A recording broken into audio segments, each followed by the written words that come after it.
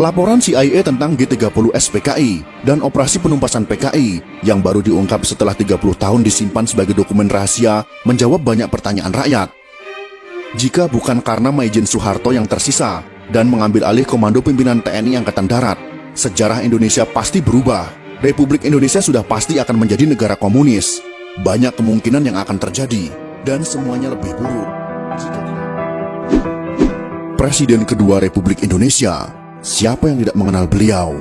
Beliau tidak lain dan tidak bukan adalah Presiden Haji Muhammad Soeharto. Lahir dari keluarga petani di Kemusuk, Yogyakarta pada tanggal 8 Juni tahun 1921 dan meninggal di Jakarta pada tanggal 27 Januari tahun 2008 pada usia 86 tahun. Jasanya kepada bangsa dan negara juga tidak bisa disepelekan. Akan tetapi bagi kaum komunis hal ini sangat bertolak belakang. Kaum komunis sangat membenci Presiden Soeharto karena beliaulah yang menghancurkan komunis di negara tercinta ini. Akibat dari dendam dan bencinya mereka, sampai sekarang Presiden kedua Republik Indonesia ini difitnah dengan masif, dengan cara memutarbalikkan fakta sejarah yang sudah tertulis di bangku sekolah dengan sistematis. Dari keadaan yang seperti itu, maka kami sebagai salah satu generasi yang mendapatkan pendidikan Pancasila saat sekolah di masa beliau masih menjadi presiden, merasa ada tanggung jawab untuk memberikan jawaban atas tuduhan miring terhadap beliau, untuk mengimbangi informasi-informasi yang menyudutkan beliau, terutama bagi generasi muda yang tidak tahu menahu tentang sejarah masa lalu bangsa ini. Dan akhirnya belajar sejarah dari sumber yang salah, yaitu bersumber dari orang-orang simpatisan atau pendukung komunisme yang sangat gencar ingin mengubah sejarah masa lalu mereka. Beberapa pemimpin dunia yang memuji Presiden Soeharto dalam pernyataannya. Berikut ini adalah pernyataan tersebut. Dr. Mahathir Mohamad, mantan Perdana Menteri Malaysia, mengatakan, krisis ekonomi tahun 1998 memang dirancang untuk menjatuhkan Pak Harto. Jika Pak Harto tidak jatuh, Indonesia akan jadi negara maju.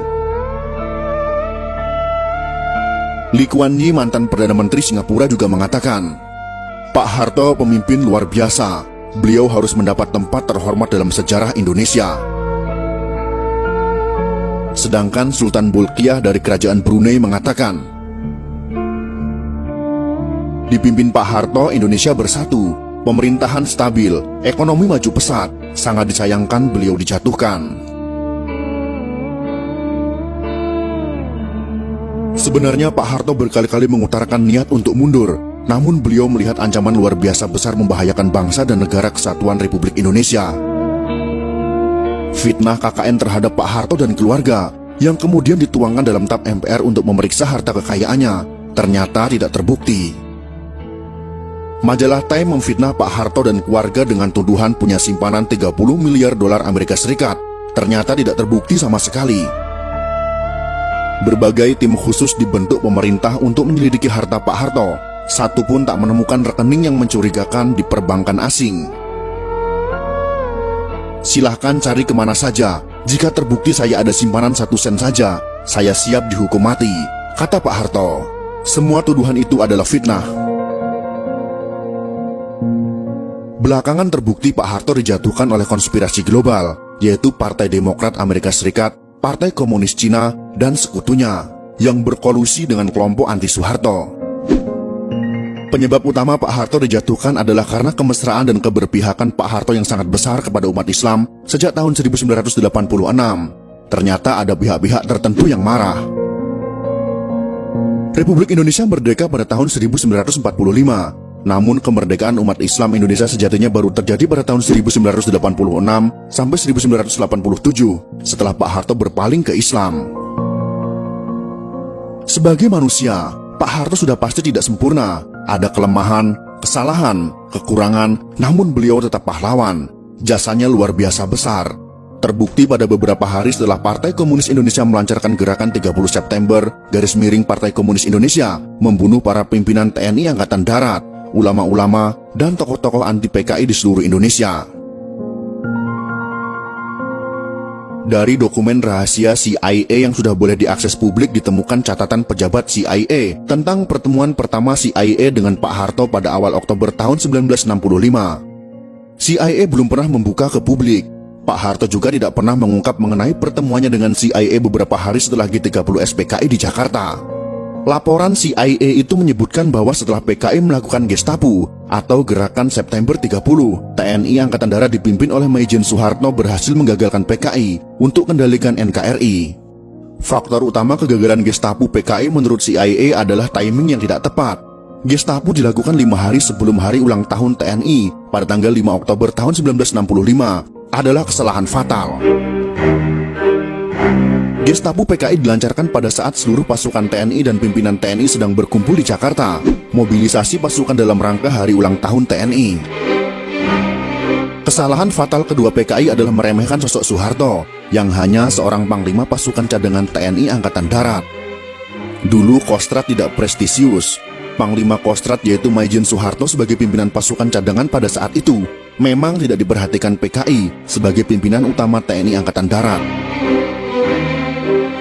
Underestimate terhadap Soeharto juga disebabkan karakternya yang tidak menonjol. Soeharto tidak terseret dalam faksi tertentu di Angkatan Darat.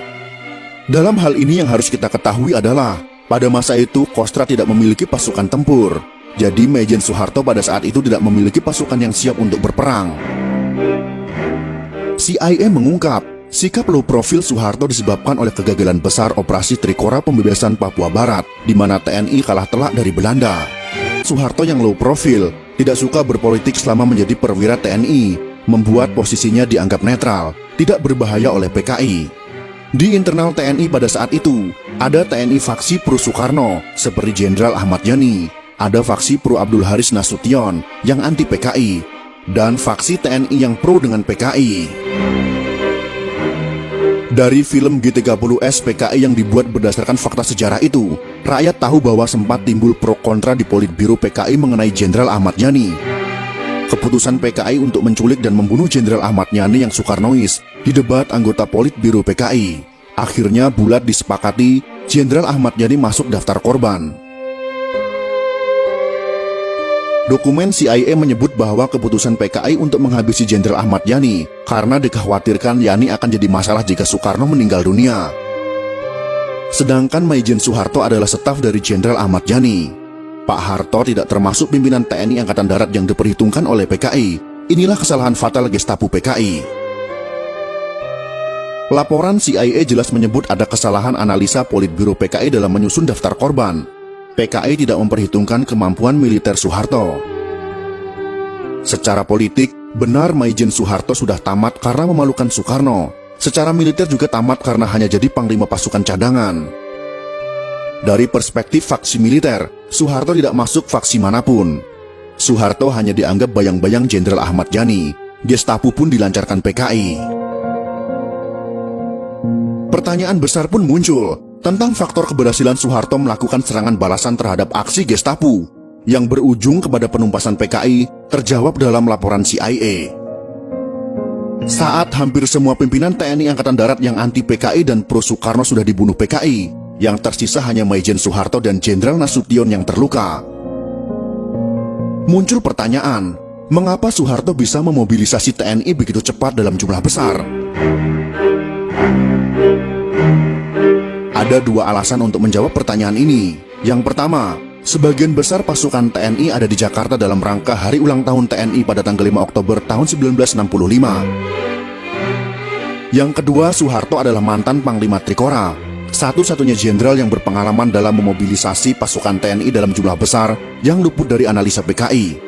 Soeharto sebagai mantan Panglima Operasi Trikora sangat berpengalaman memimpin, memobilisasi ratusan ribu pasukan dari 3 matra TNI. Sekakmat TNI berhasil membalas aksi PKI.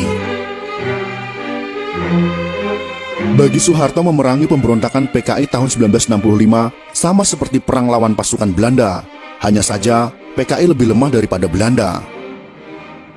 Laporan CIA tentang G30S PKI dan operasi penumpasan PKI yang baru diungkap setelah 30 tahun disimpan sebagai dokumen rahasia menjawab banyak pertanyaan rakyat. Jika bukan karena Maijen Soeharto yang tersisa dan mengambil alih komando pimpinan TNI Angkatan Darat, sejarah Indonesia pasti berubah. Republik Indonesia sudah pasti akan menjadi negara komunis.